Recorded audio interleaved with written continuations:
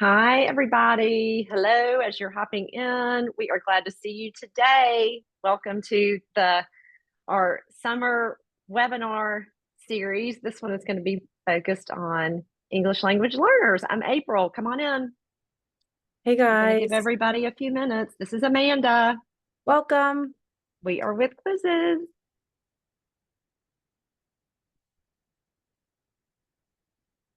And I see some people streaming in. We're glad you're here on this summer afternoon. Amanda, is it hot where you are? It is, it's in the 90s. In the 90s. Me too. And I got Melissa here as our panelist. Hi, Melissa, thank you Melissa. for dealing with our technical difficulties upon entry. We are so excited to have Melissa here as our guest presenter. Welcome, everybody. Hello, Hi, everybody. everybody. And Hey. Melissa, as folks are streaming in, we're just going to we'll start about, we'll give people about 3 minutes to stream in, but I see that participant link climbing up. So we're going to let that continue to go for a few minutes. But folks, we are glad to have you here today. We'll do some introductions in a minute. Amanda is going to drive. Oh, hi, Nalan. And I'm going to share my Nalan, you're screen. already in Colorado. I will see you on Monday then. She moved there. Oh, I didn't even know. Oh, I I can't just wait to hear learned more this about that. today. Wow, well, I can't wait to hear more about that. But guys, as you're coming in, go ahead and join we're going to show you a lesson today. Join our lesson today. I imagine Amanda is about to put this into the chat so that you can join it with a link. You can always go to your app on your device, on your handheld device or an iPad, or you can go to joinmyquiz.com and put in that code.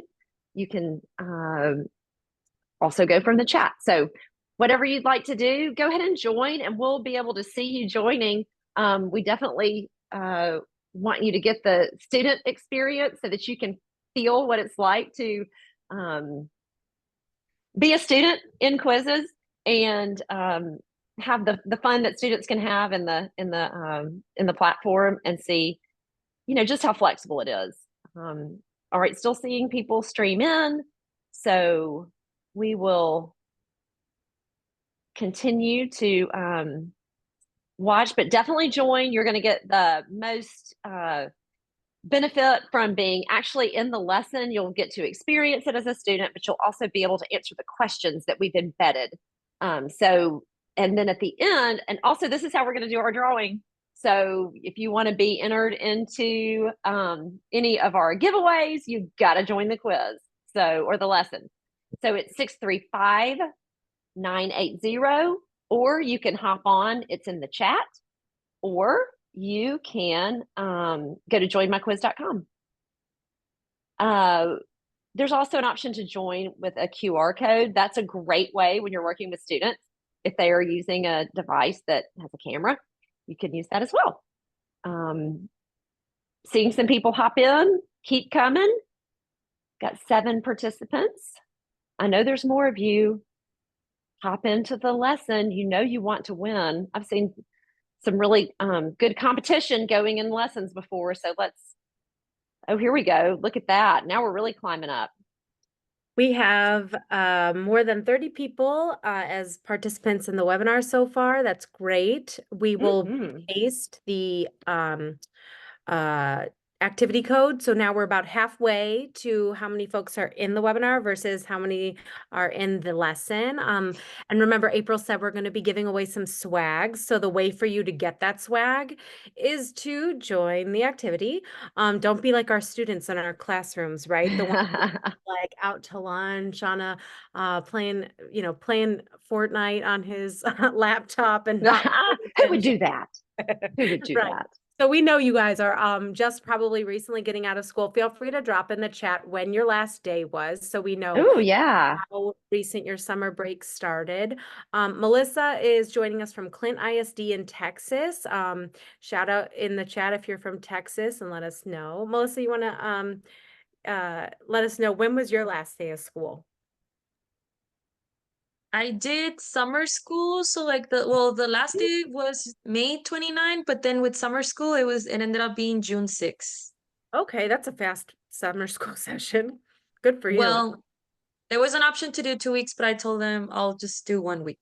Good girl. You need that break. Nice to Yes, meet definitely. you. Perfect. Wow, Okay. June All right. Some folks got out June 7th. Woo.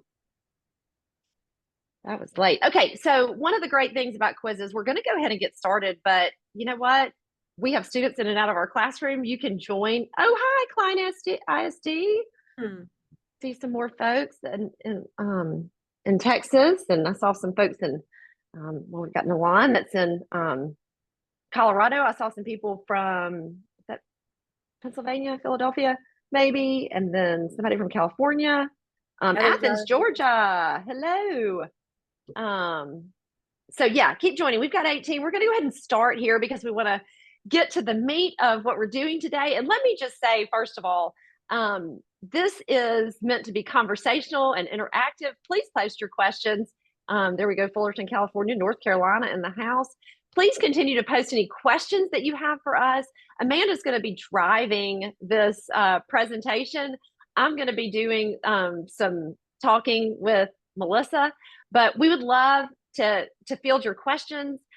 There will be a Q&A at the end. So if you're thinking about those questions and we miss it somehow because it gets too far down in the chat, feel free to repost that. But welcome everybody. Thank you for joining us. We're so glad you're here, especially since this may be summer break for some of you, but we do like to do this webinar series in the summer so that it can be a more relaxed time to kind of think about things for next year. This is our agenda for today.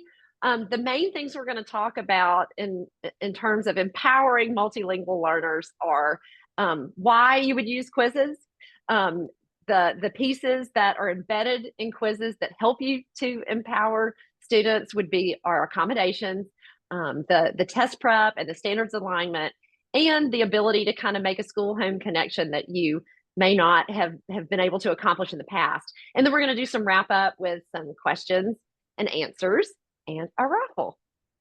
And I'm just going to take a moment to brag about our speakers here for a second, and then they'll introduce themselves, is that they are both current and or former ELL, ESL, bilingual experience in that realm. So I'm a teacher too, but these two really have the exact experience of you guys and your students, and they know exactly what the actual pieces and parts are to your classrooms and to your students and their home lives. So I'll let them introduce themselves, but snaps for both of them, and we're so excited that you guys joined us today. Oh, thanks. Thanks so much. This is fun. I tell people all the time, my best teaching job ever was working with EL students. And I work for Quizizz now, and I work with schools and districts. And one of the things, though, that I'm very passionate about is the way that Quizizz can support and empower English language learners. So my background is really in kindergarten through 6th grade, in supporting students in ELL. And Melissa, tell us a little bit about you. Good afternoon, everyone. So my name is Melissa Vega. Right now, I'm an instructional technology coach in the El Paso, Texas area, but I'm certified in bilingual education from pre-K to 5th grade. So I have been working with bilingual students, ESL students, and of course their parents for about 6 years. So I'm very excited to be here today and share what I've done, how I used quizzes with my students. And I guess last thing that I want to add, I'm an English learner. I studied in Mexico, and English is my second language. So, really fun to get to do this to help people like me, pretty much. Nice to meet you all. And we love that about you, Melissa, because you have walked both of these paths. You have walked it as a student and as a teacher, and that is such a unique perspective. And we appreciate you so much for being here today. Great. All right, so moving to the next slide, y'all just kind of filled up our chat with where you're from, but here you go. This is an example of a draw question. So Tammy Stevens from Chesterfield, Virginia, you can circle Virginia on this map. And so this is an example of one of the questions that you can embed into a lesson or a quiz, which is kind of fun. Definitely a great use case for elementary students, but also older students. I love this one for asking, how are you feeling today? Or, draw a picture of how what kind of mood you're in. These are great questions just to ask as icebreakers. So we're going to get a little view of where everybody's from by, letting you draw on this. This one can be a little bit difficult depending on how large your screen is, but we're seeing some answers here. And I just wanted to so we've take a got moment. folks from. Oh, real fast. I just wanted to take a moment. You might, if you're following my Zoom screen, see that I just switched the view. So we wanted to show you like the student versus teacher view, right? In case you don't have two screens going, you have your Zoom and then you have the lesson. Maybe half of you maybe are not in the lesson. April, you want to explain what they're seeing here with the draw question? Yeah, on the left, the big drawing, you're seeing a composite of what everybody has put. So some of these are hard to see because they're a little lighter, but then you can drill down and look at each individual student. This is great for graphing, this view at least, great for graphing, or you can go down and drill down on what individual folks have put. But I love that composite one because you can see the outliers really quick, especially if you have a graph, or, if they were supposed to circle Colorado and they didn't, you're going to see that fairly quickly if they circle something else. So, well, welcome everybody. We're so glad you're here, and from all over. So let's go to the next slide. If you didn't get a chance to answer, that's okay. You are in here. Yeah, your phone might not have let you use the function on that. This is, a quick question, no wrong answer here. We just were laughing last week when we were getting ready for this, that there's so many different names for the students that we're talking about, the students that speak a different language at home than they speak at the school that they attend. So what is what are the letters that you use to describe these students in your district or in your school? In the school I was in, we started with ESL, and then we moved to ELL, and then we moved to EL. So there's a lot of different versions out there, even in the same spot. So let us know the quiz code. If you want to join my quiz, it's down here at the bottom, 635980. So yeah, there's still time to join. You have not missed the boat. No, You I have also not just missed the boat. pasted it in the chat if you want a super easy direct. Yeah, okay. And let's see. Okay, we've got a lot of others. Yeah, and then a lot of ELL, and then some in between. So yes, we have a lot of different ways to describe this category, but what we're talking about is students that maybe speak a different language at home, or maybe they are actually speaking English at home, maybe English with one parent and a different language with another parent.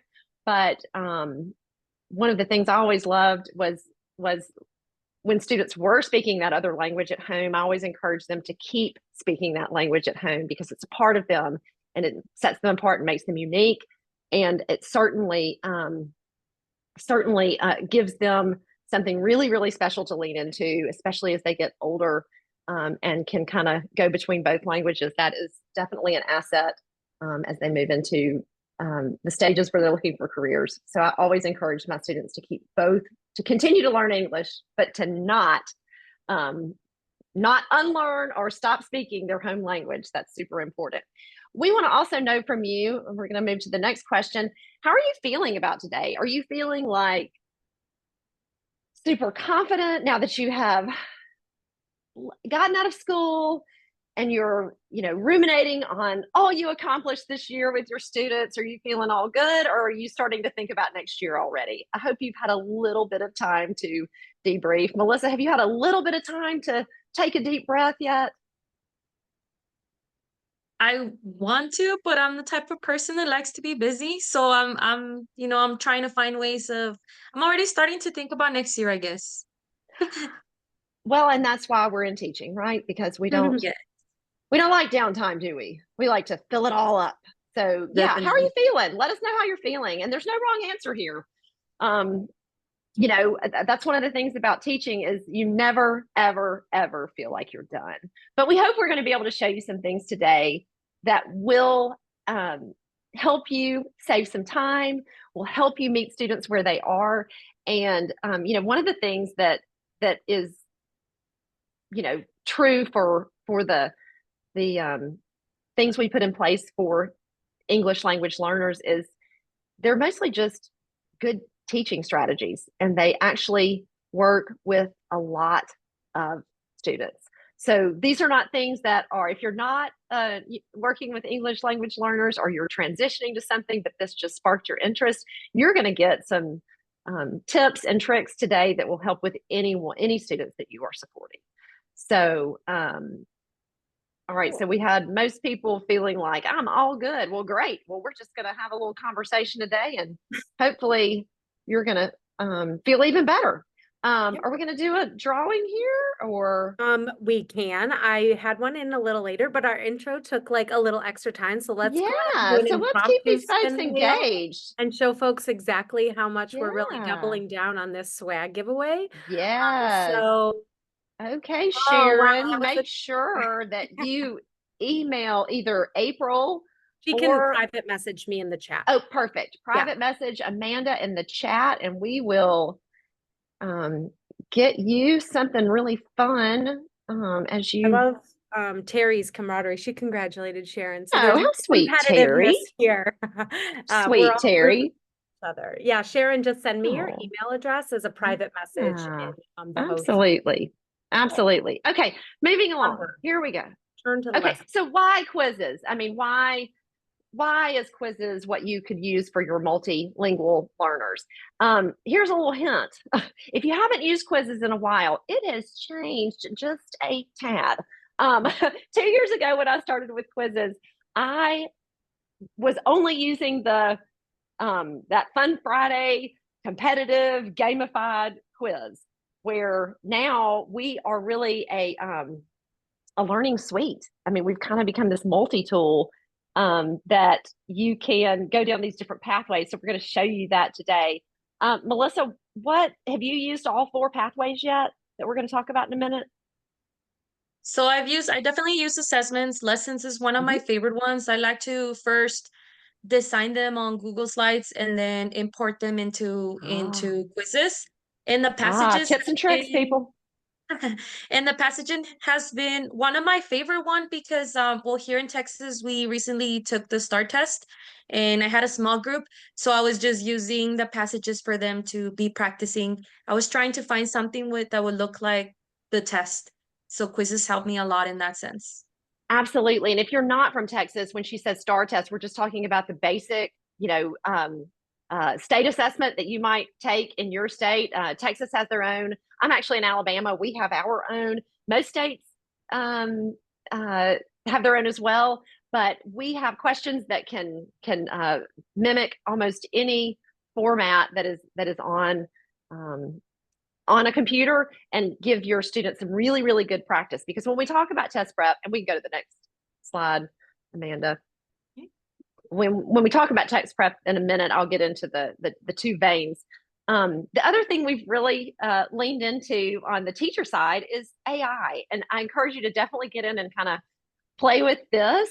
And it is such a huge time saver without sacrificing the rigor of the standards that you're trying to meet. You can develop something in a matter of minutes with AI and tweak it and make it perfect for what you're using. And let's go to the next one, Amanda. Yeah, and before as I'm like clicking to the next one, AI is a wonderful way to accommodate for languages, because a lot of the things that take teachers so much time is that translation piece, right? And you have to sign up to pay for a translation subscription to another site, or your school changes the one that they used last year and you have a new one. So AI is making, from what I've just heard from our users, is making like the translation just piece of their job just 20 times easier. Or if you just need a picture of a frog and you have to go in Google and find the perfect picture of, right? Like our piece of AI is like just making all of those tools like easier. And that's like where it, really has that specific. Look at Heather saying, yes, so expensive to translate. So yeah, those days are over. We are embedding this for you and saving you time. But again, these are those 4 pathways.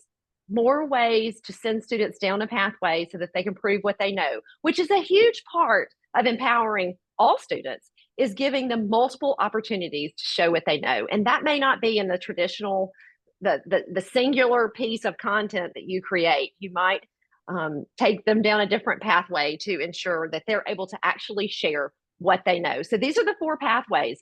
Assessment is where what you remember, that fun Friday quiz. But that can be anything from super gamified and off the chain in your classroom on a Friday, or it can be really, really tightened up and mimic a test, like a high stakes assessment, if you'd like it to, where students can't leave the browser, and they are kind of experiencing what it's like in a very low stakes environment, what that testing is going to be like. So going down to passages, we were calling that comprehension for a while, and yes, it has comprehension, but we really wanted to make that more of a cross-curricular piece. One of the things Melissa and I talked about last week is when we test students for their language proficiency, we're really looking at that educational language, that classroom language, not playground language. That's what comes first. But when we get into these passages, it's, can students analyze a scientific text? Can they analyze a graph from math and answer questions from it? Those are the kind of questions questions that we see on language proficiency testing. And that's something that you can do here. Interactive video is also an awesome way to have students watch a video and answer questions along the way.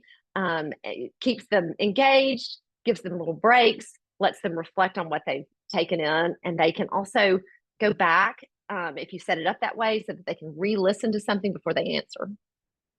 So these are the 4 pathways. So when I said we are kind of a learning suite now and not just a kind of a one path to a quiz, these are the 4 pathways that you can take now. And I kind of harped on this a little bit before, so we don't need to go over it like again, but these are just a couple of like multilingual learner teacher favorites, like the images especially are that great assist. And I know Melissa has those as favorites in her room, but I'll breeze past this slide to pick another winner. Okay, let's go. So we're gonna spin the wheel. Oh, sugar. Sorry, I think that's one more slide to go. We wanted to quick. Okay. How could this? Okay, so when we talk about, and I can't remember what question is up there on that. Oh, is that the one where they record, where they can speak? Yes, an audio question. Audio questions are awesome. These are questions where you can embed yourself talking and asking the questions. You can also ask for them to share their answer in an audio format. Melissa and I also talked about this last week, how important that is. How many of you, I guess you can raise your hand for this, but then we're going to think you have a question, but just, you can give us a little reaction on this if you want to, or put it in the chat. Yes, we will share this presentation. No worries. Because we've got some goodies for you in here that you're going to want, and you can take them and use them as your own. I know when I was in the EL classroom, Melissa, we talked about this, the move from pencil and paper testing for language to online. I think just this piece is very important because I'm not too sure how it's done in other states, but I know that in Texas, the proficiency is measured in 4 different ways, right? The listening, the speaking, the writing, and the reading. So just them having, them being able to record themselves, that's already the speaking piece, as well as the listening, because if you add yourself saying the directions, that's them practicing already. So it's just a very important piece. Yes, you're sort of killing 2 birds with 1 stone. You're having them practice the listening, and then you're having them talk back. That was the hardest transition for my students. They went from 1 year talking to their teacher, me, who had been assessing them, working with them, encouraging them all year, to a static picture on a screen that was talking to them like this and not moving at all. And it was just like a person with like a headset on talking, lovely image, but not a real person, and certainly not someone that they knew. Super cold, just yes, and I'm getting all these agree 100%. I mean, how powerful would it be to at least say, we're just going to practice this once a week, all year long? And then what does that feel like when they actually get into the access test or the TELPAS test, whatever one you give, and then they're like, this is old news. That was really, really hard for my students. And I had so many students that could not, that did not test out despite their level of language in every other area. And they scored super low in speaking. And I felt terrible about it because I knew that they could do it, but they didn't have the skills. Yes, New Jersey, you all are a WIDA state as well. They didn't have the skills because we didn't know how to equip them. So this is a great way, again, empowerment, a way to make them feel comfortable, because in the old days when we were interfacing with them and collecting that data and writing it down, we had prompts we could ask. Tell me more about that. What else do you want to say about that? The computer doesn't do that. So they get one shot at it and that's it. And also just the ability to go back and listen to it themselves and maybe say, what would you say different next time? Not even critique what they've said, just have them think about what they said. That's powerful as well. Good, I'm glad you like this idea, Margaret. Okay, so lots of ways to use this question. We'll go to the next one. I know we're what you're seeing here though, April, you want to tell them what they're seeing? Okay, what you're seeing here is where is the students that, look at my star students here that recorded their answers. You all get a gold We star. won't put anybody on blast by we won't, but recording. you could play this for yourself and listen. You could call the students up one at a time and let them listen to their response. Nobody, I think, loves hearing themselves talk on a recording, including me. I'll never watch this webinar again. But and here's the part I was excited about, was picking another winner. I sort of jumped. Yay! Okay, here we go. Winner, chicken dinner. Let's go. The last question, but I love giving away swag. So I will congratulate. Oh, it's Lori B. Lori, be sure to message me privately in the chat your email. Yes, awesome. Woohoo! Okay. Right. Now, how many of you have used accommodations? Oh my gosh, Melissa, tell me what you love about accommodations. So out of the list of accommodations that Quizizz has now, the ones that I've used so far are the read aloud and the translate.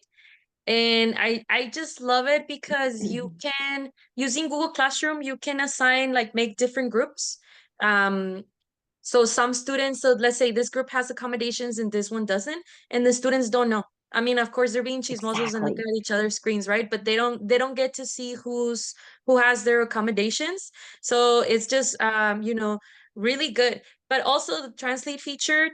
I have students that test in Spanish. So let's say like only 25% of my class test in Spanish. So instead of having to do word problems in English and in Spanish, the kids translate it for themselves, you know? Awesome. So they can do that for themselves, and it just makes it so much easier. Like every kid gets exactly what they need.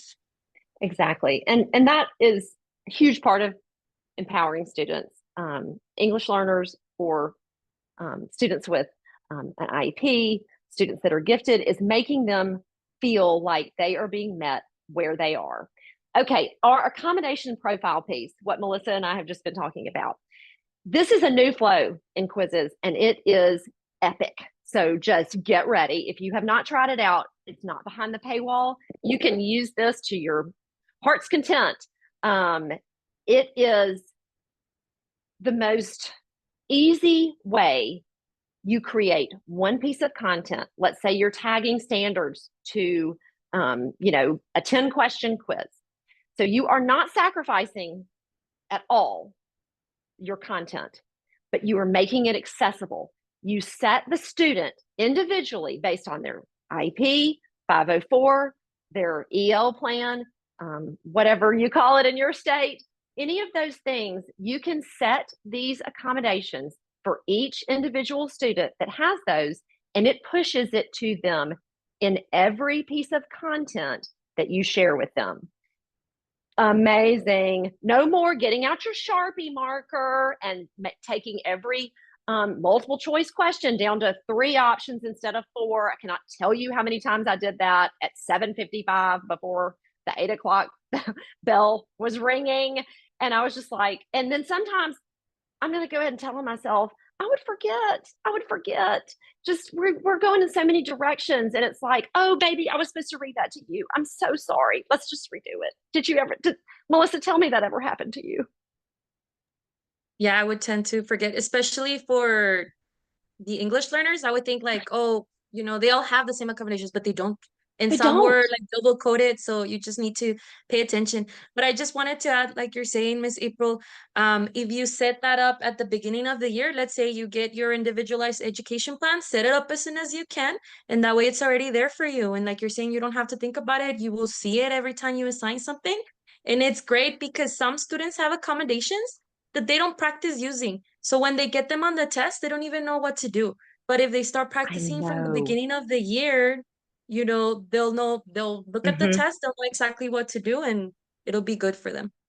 Absolutely. And we're going to show you, Amanda, is that the next slide? The one that shows, okay, text-to-speech, definitely. Let's go to the next slide though. I really want to show you, these are not all embedded just yet, but this is what's so exciting. What we're so pumped about for back to school is that this is the level you're going to be able to accommodate for back to school. Amazing. We could do a live whiteboard so they could circle what Yeah, let's practice that live whiteboard. We want you to circle the one you think is just going to be, okay, we're going to allow participants to draw. Do y'all see that? That Amanda's going to go up there and toggle over so that you all can participate in this. Now, she could be annotating and saying, hey, on read aloud, notice that it's text to speech. She could do that. But right here, you can go in and circle the one you think would be most powerful, whether it's with the students you work with or just that maybe you've never seen that in a platform before. For me, when I think about working with students, I don't know how top of mind dyslexia is in your districts. That was becoming, in the district that I taught in, something really, really challenging to accommodate for students. We were seeing just so many students being diagnosed or labeled as dyslexic. That wasn't something we identified at the school level, but external folks were classifying students that we served. And we were looking for ways to serve those students and make sure they were meeting their needs. Just, tremendous capability here for all students, but certainly for your English language learners. And also think about how powerful this would be for your EL team.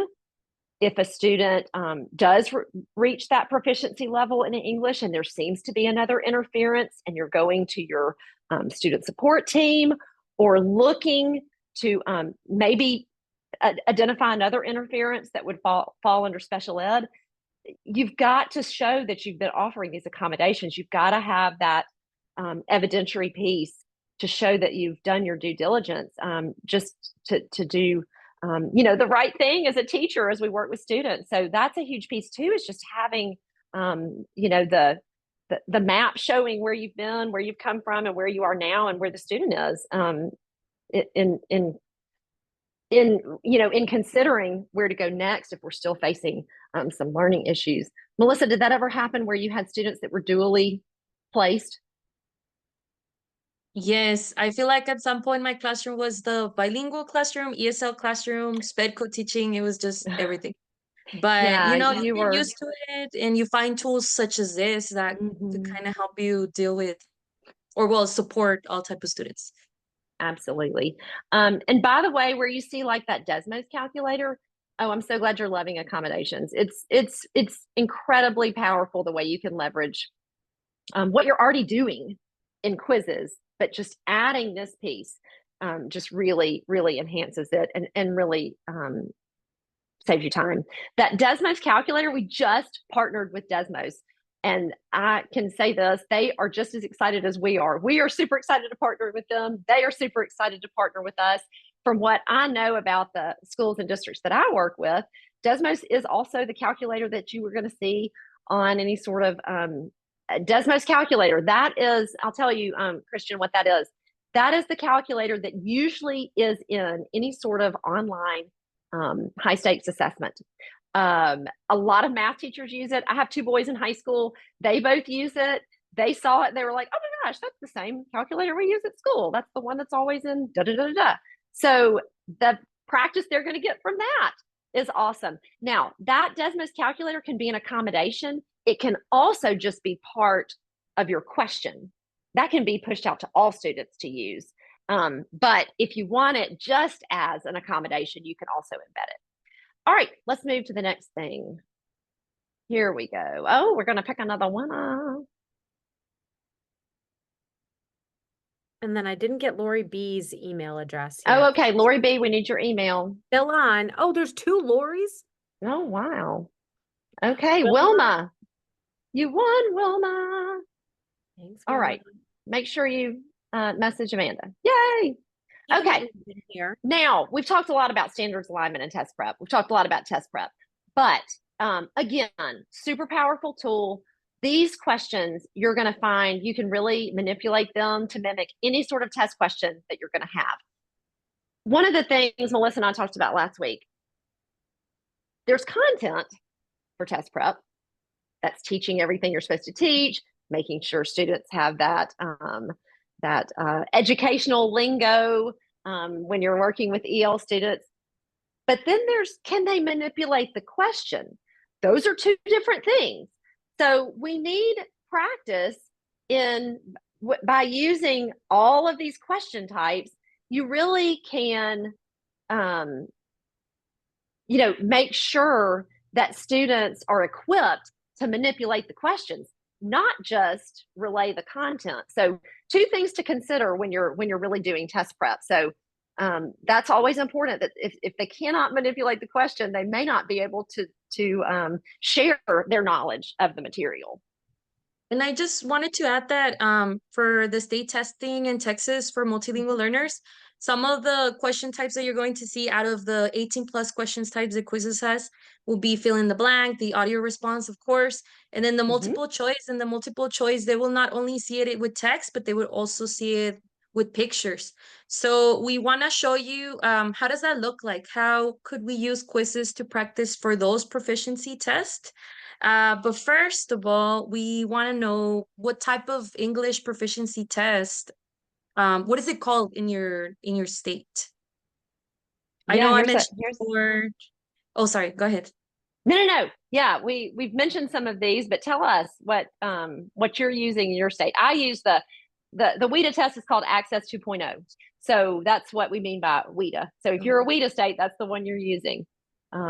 Texas uses TELPAS.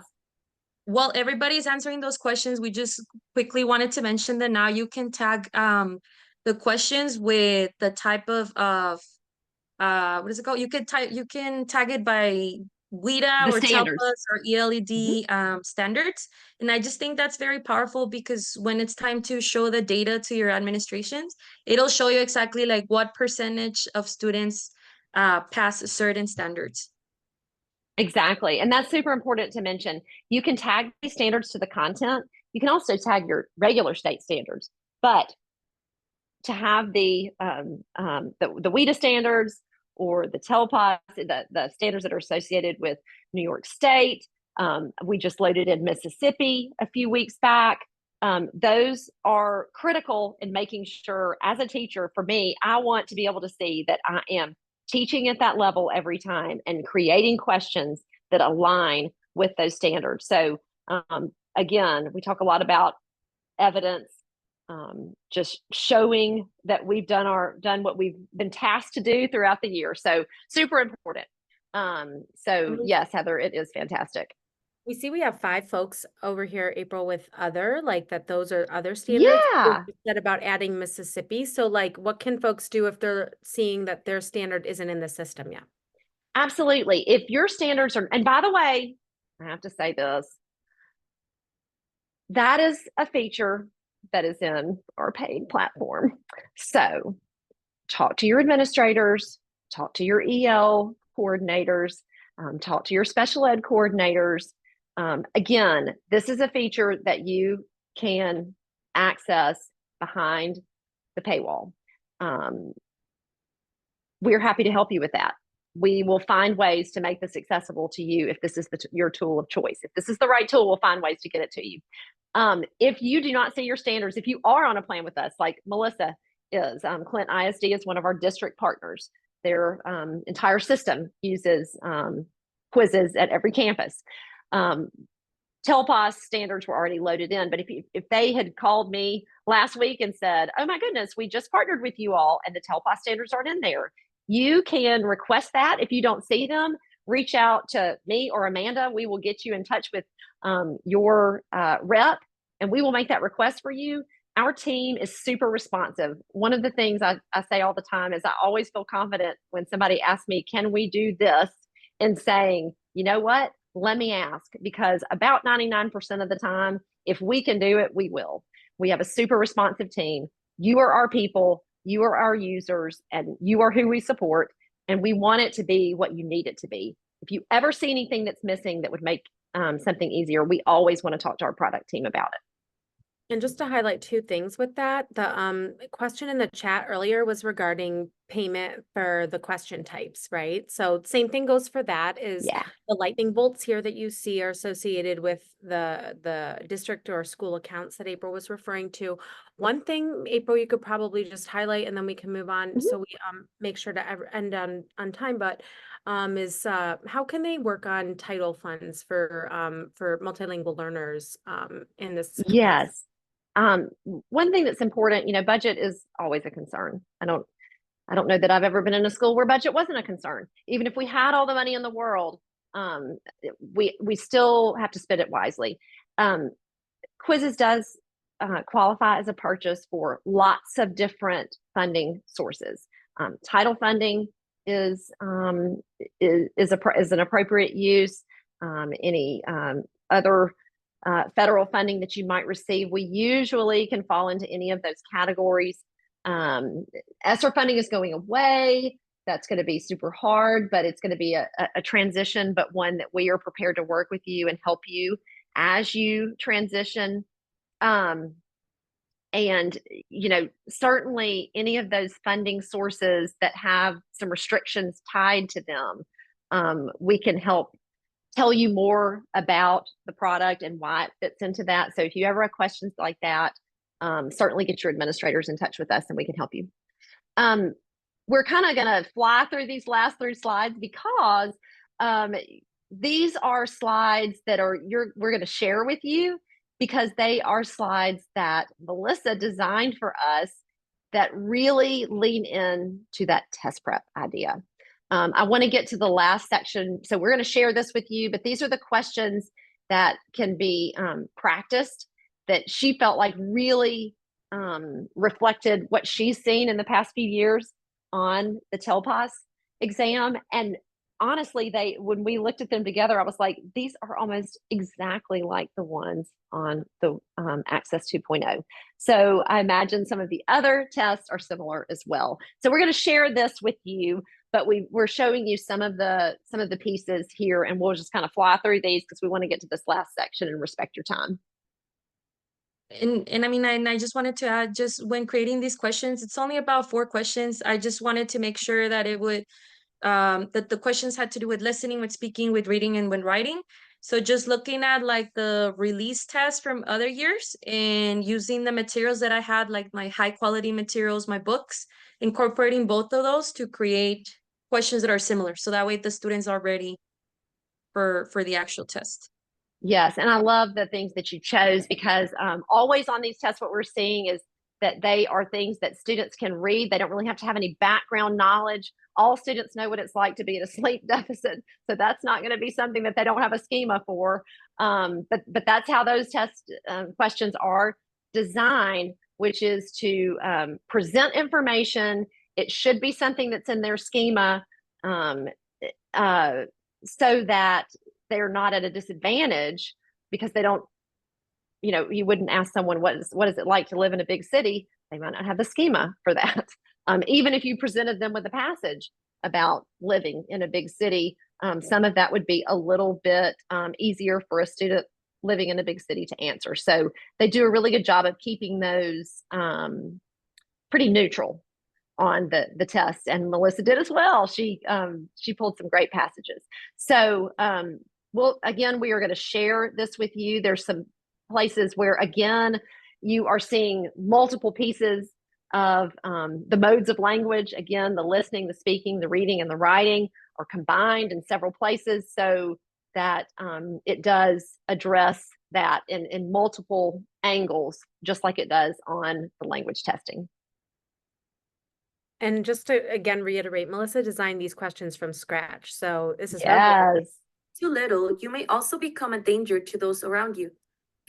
So you notice that it's actually her voice, and that's what your students would hear too, is your voice, right? So they're going to be extra comfortable doing the activity because it's you, and that will get them ready for the real test when it's not you. Like April said, it's a stateless robot. So. Yeah, but again, it's just nice for them to feel a comfort level of at least the format of the question.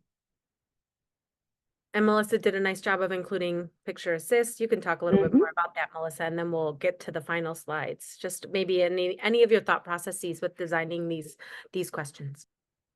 So I wanted to use like the same type of questioning as the actual test. So what I did is, again, I went into release test for Texas. Like we have a website where it shows us that. And I honestly, like I typed the questions the same way that they appear, just changing, some of the parts. And I noticed also that, let's say for the listening, they don't get to read a lot, so they get pictures instead. So that's why I added pictures. I thought they only did that for the lower grades, but actually I was looking like at a 4th grade release test, and they also did that for the upper grades. And I also noticed that a lot of it is like fill in the blanks, hot spots, and drag and drop. So I just wanted to include those as well. Perfect. Great job. And again, we're going to share this with you so that you can, copy that, use it if you like, or at least modify it and make it reflect maybe what your state does. Last thing we're going to kind of talk about today is that school-home connection and how critical that is in empowering students. This is something of the 3 pieces we've talked about today. This is the piece that I was always the most passionate about. And the reason is my 2 boys that are in high school now were at some of the schools that I worked in the district that I worked. And so I had some relationships with parents of students that I served in the EL classroom. And as I was working with those parents, I realized how important it was that they had somebody that they could ask questions to. Another mom, just another person that was on their team, that they could say, I don't really know what this fall carnival is on Friday. Could you fill me in? Sure. That's a very critical part of including students and their families in empowering them as they learn English and continue to speak their home language. But one of the things we often see is that the students might be more proficient in English than their parents. So how powerful is it that you're able to send home assignments that maybe even the student is accessing in English, but that the parents could read in another language, in their home language, so that they can work with their child and support them as they're learning. Every mom and dad, grandmother, grandfather, aunt, uncle, every family member wants to help their students as they're learning and growing and be a part of that and support them. So that is the other piece that I, just really think could be super powerful in sealing that home to school connection and making parents feel that level of engagement with their student and the ability to support them. Melissa, other thoughts on that? Yes, empower parents. Absolutely, it does. And I know, Melissa, I would love for you to share what you were saying about just pronunciation that we talked about the So other day. just adding to what you were saying about like sending home, I just feel like quizzes could really be used for homework, and I wanted to give like a personal example. My nephew, he's learning English but also Spanish, so he's a dual language student, and he had high frequency words, which is like, you know, we do that a lot in reading. So when he reads them, um if he's working with one of the grandmas and grandmas don't know how to read the words, how is he going to know if the words are correctly? So my thought for this was, it would be very powerful if the teacher could record themselves saying all the words. So then the grandparents and the kid could have a way of checking to see if the words are read correctly or if they're pronounced correctly. Absolutely. And I love that because, you know, I took a lot of Spanish growing up. I worked with a lot of Spanish students, but my pronunciation in Spanish is not good. I would love to have that to check myself. You know, so same for our students that are learning English. So that can just be a really, really powerful way to make sure that these families feel included. We're gonna keep moving. Thank you. Thank Echo you your for sentiments. Did you see that? do it. I said our folks in the activity are echoing your sentiments. Did you see all these great responses? Yes, and thank y'all for sharing. We hope that that's one of the use cases here for this translation piece. Just 2 more slides here. Oh, you speak Russian, amazing. So tell us now, how are you feeling? Do you feel just as good as you did? Do you feel better? Do you feel like you found some things today that are going to empower you to empower students? We hope so. We you know, design these so that they are conversational and that they are ways for you to engage with other folks that are in the Quizizz community. So we hope that that's what we've accomplished today. We have just a few minutes. We're a little over time, so we don't want to keep you. If you need to bolt and get to something else, we totally understand. What we definitely want you to do is and we'll put this in the chat. This is a Google link so that you can get a certificate for attending today and get credit for that. Usually if you take it to your assistant principal, your principal, whomever might enter this into your system, you can get credit for this today and we will send you a certificate. So definitely fill this out. That we can put in the chat. It will also be a link in the lesson, but you can fill it out and we will get that to you. Awesome. Do we have any quick questions before we finish up today? We're happy to answer those.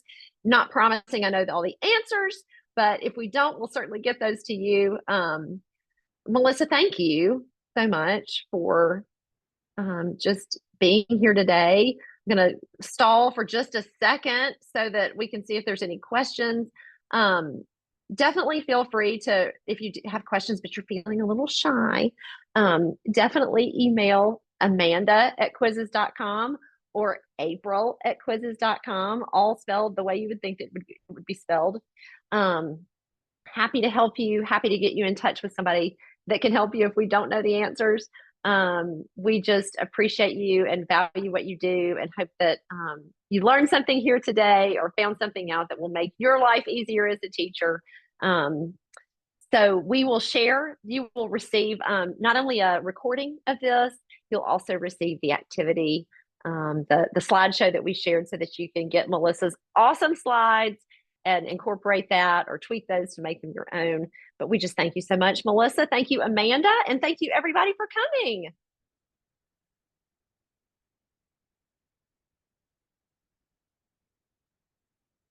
Thanks, guys. I just finished putting in the chat just to reiterate what April said, since we're getting a couple additional questions about that. All resources will be posted to our blog and then emailed to you. I was saying by tomorrow, but I just want to make sure I get all the tech in place. So it could be by Monday. So I'm sure that's plenty of time for you guys all on summer break. No one's rewatching. Yes, I hope nobody's actually working tomorrow anyway. Right. Cool. Well, thank you everyone for your time, and have a wonderful summer. Thanks, everybody. Thanks, Melissa. Thanks, Amanda. Thanks for Thank coming, you. guys. Thanks, everyone. Bye.